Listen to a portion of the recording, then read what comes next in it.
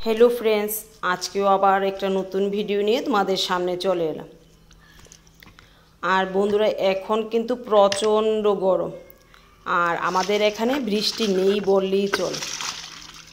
अनेक दिन हये गेछे बृष्टि हयेछे, तो एखन किन्तु जेहेतु बृष्टि नेई और गरमटाओ बेशी, तो भिडियो बानाते खूबई कष्ट हये जाच्छे। तारपरो चेष्टा करी प्रतिदिनेर भिडियोटा तुम्हादेर सामने तुले धरार। আর দেখো এই কারকুল গাছগুলি এত গরমে আর যেন বাড়তেই চাইছে না। আর যে একটা কারকুল আসলো সেটাও মনে হয় এই গরমে নষ্টই হয়ে যাবে। আর এখানকার বস্তাগুলি দেখো একদম জঙ্গল হয়ে গেছে আর এই পাশ দিয়ে হাঁটা চলাও কষ্ট হয়ে গেছে। তো ভাবলাম বস্তাগুলিকে অন্য সাইডে নিয়ে যাব। আর এই বস্তাগুলিতে পেঁয়াজ ছিল, মানে পেঁয়াজ শাক দিয়েছি, এগুলি আর ভালো হবে না। তো এগুলিকে তুলে আবার মাটিটাতে কিছু খাবার টাবার দিয়ে দেখি কি ফেলতে পারি, সেটাও তোমাদের দেখাবো। আর এখন পুরোটা বাগানে জঙ্গল হয়ে গেছে, মানে আগাছায় ভরে গেছে। তো এগুলি পরিষ্কার কিভাবে করব কিছুই বুঝতে পারছি না। বাইরে বেরুলেই যেন গাটা একদম পুড়ে যায়। তো বাগানেও কাজ করতে পারছি না আর গাছগুলিও এখন এত গরমে বাড়তে চাইছে না। তারপরও যতটা পাই ঘরের খাবারটা কিন্তু হয়েই যাচ্ছে। দেখো এই যে ঢেঁড়সগুলি একদিন পর পর পেয়ে যাচ্ছি।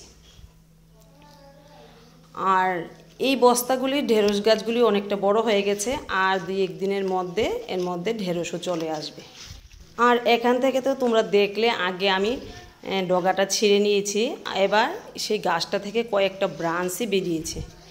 এবারও এর থেকে কিছু লাল শাক পেয়ে গেলাম। আর এইভাবে ডগাটা ছিঁড়ে নিলে আবার কিন্তু কয়েকটা ব্রাঞ্চ বেরোয়, তাতে আরও দ্বিগুণ শাক পাওয়া যায়। তো একটা গাছ থেকে 2 থেকে 3 বার শাক আমরা পেতে পারি। দেখো এখান থেকে পেয়ে গেলাম কয়টা, আর এই সাইড থেকে নিয়ে নেব কয়েকটা। এগুলিও অনেকটা বড় হয়ে গেছে। তো বন্ধুরা, যাদের জায়গার অভাব এইভাবে বস্তাতে লাগিয়ে রাখতে পারো, তাতেই দেখবে প্রচুর পরিমাণে শাক পেয়ে যাবে। আর তোমরা তো আমার বস্তাগুলি দেখেই বুঝতে পারছো যে কি পরিমাণ শাক হয়েছে।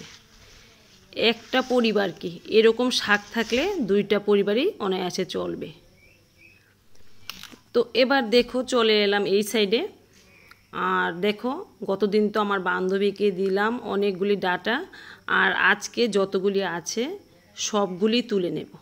তুলে তারপর দেখি এর মধ্যে কি লাগাতে পারি। তো দেখো সবগুলি ডাটাই তুলে নিলাম, আর এর মধ্যে অনেকগুলি নটে শাক ছিল, সেগুলিও তুলে রাখলাম। আর বন্ধুরা দেখো এখানে চাল কুমড়ো গাছটাতে একটা মাচা দিয়ে দিলাম। এতদিন বাঁশের জন্য মাচা দিতে পারছি না, আজকে বাঁশ এনে তারপর দিয়ে দিলাম। তো কি দেব ভাবছি, হাতে তো এখন বীজ নেই, তাই এখানে কিছু কচুর মূল দিয়ে দিই। তাতেও কিন্তু আমার ক্ষতি হবে না, আর এর থেকে কচু শাকও পাওয়া যাবে, লতিও পাওয়া যাবে। যেহেতু বেডের মাটিটা একদম ঝুরঝুরে, আশা করছি ভালো ফলন হবে। তো দেখো সবটা জায়গাতে কচুর মূল দিয়ে দিলাম, আর এর মধ্যে কিছু ডাটার বীজ ছড়িয়ে দিয়েছি। এবার দেখো এখানে বস্তাতে তো তোমরা দেখলে কিছুদিন আগে আমি লঙ্কার বীজ দিয়েছিলাম, আর এখন চারাগুলিও অনেকটা বড় হয়ে গেছে। তো এই লঙ্কা গাছগুলি হলো সবুজ রঙের যে লঙ্কাগুলি হয় সেই লঙ্কা থেকে লাগিয়েছি। তো বন্ধুরা, তোমরা খরচ ছাড়াও দেখো বাড়িতে অনেক ধরনের শাকসবজি চাষই কিন্তু করতে পারো।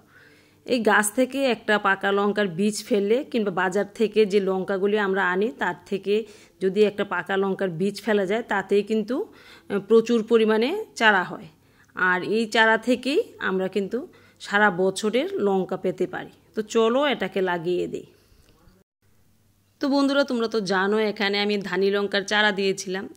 হয়তো প্রচণ্ড গরমে চারাটা মারা গেছে, তো কিছু করার নেই। ছাদে একটা ধানি লঙ্কা আছে, ওইটা যদি বেঁচে যায় তাহলে ওইটা থেকে প্রচুর পরিমাণে চারা রাখা যাবে। তো খুবই খারাপ লাগছে। আর যদি ছাদের গাছটা বাঁচাতে না পারি তাহলে কিন্তু ধানি লঙ্কা আমার আর রাখাই হবে না। তো দেখো একদম মূল সহ তুলে আনলাম, মাটি সহ। তো এটাকে এখানে দিয়ে দিলাম। আর যদি একটু বৃষ্টি হতো তাহলে কিন্তু প্রচুর পরিমাণে চারা লাগাতে পারতাম। যেহেতু বৃষ্টি নেই, প্রচণ্ড গরম, যে কোনো চারা লাগাতে কিন্তু ভীষণ ভয় লাগছে, বা বীজ লাগাতে বীজগুলিও নষ্ট হয়ে যাবে আর চারাগুলিও নষ্ট হয়ে যাবে। এবার ভালোভাবে জল দিয়ে ভিজিয়ে দেব। আর বন্ধুরা দেখো, এই বক্সটাতে আমি থানকুনির মূল দিলাম। গত বছরও কিন্তু এভাবে মূল দেওয়াতে প্রচুর পরিমাণে থানকুনি পাতা পেয়েছি একটা বক্স থেকেই। আর কি বলবো, বেগুন গাছগুলি থেকে তো প্রচুর পরিমাণে বেগুন পেয়েই যাচ্ছি, 2টা 4টা 5টা করে। আমার ঘরের চাহিদাটা কিন্তু মিটিয়ে যাচ্ছে, আর বাজার থেকে আর বেগুন কিনে আনতে হচ্ছে না। তো ভাবছি গাছগুলি যেহেতু পুরনো হয়ে গেছে, এই যে বীজ ফেললাম, এর থেকে যদি চারা হয় তাহলে এই পুরনো গাছগুলিকে তুলে মাটিটাকে কুপিয়ে আবার খাবার দাবার দিয়ে এখানে কিছু চারা দিয়ে দেব। তাতেই আমার বাড়িতে প্রচুর পরিমাণে বেগুন গাছ হয়ে যাবে, আর বেগুনের চারা আর কিনে আনতে হবে না। তো তোমরা তো জানো এই বেগুনের চারাগুলি বাজার থেকে কিনে আনলাম, তো বেগুনগুলি তেমন একটা ভালো নয়। তো কি করা যাবে, বাজার থেকে যেহেতু আনলাম, কোন জাতের বেগুন তাও জানলাম না, তো যতটা হয়, তবে বাজার থেকে তো আর কিনে খেতে হচ্ছে না, যাই পাচ্ছি খাওয়াটা হয়ে যাচ্ছে। এই দেখো বেগুনটাতে এখন পোকা লেগে গেছে। তো বন্ধুরা তোমরা তো জানো আমার বাগানে পোকার তেমন কোনো উপদ্রব নেই, তবে 1-2টা বেগুনে পোকা লেগেই যায়। তো এবার চলে এলাম ভিডিওটির একদম শেষ পর্যায়ে। আর দেখো আজকে অনেকগুলি ডাটা তুললাম, আর ডাটাগুলির সাইজ আমার হাত দেখলেই বুঝতে পারবে যে কতটা মোটা আর কতটা বড় হয়েছে। আর এগুলি শুধু ভাতের ফেন দিয়েই হয়েছে। তাই বন্ধুরা তোমাদের বলি যে বিনা খরচে অর্গানিক বাগান করো, আর আমার মতো অর্গানিক খাবার খাও। তো ঠিক আছে, আজকে আর ভিডিওটা বেশি বড় করছি না, এখানে রাখছি। দেখা হবে অন্য আরেকটা ভিডিওতে।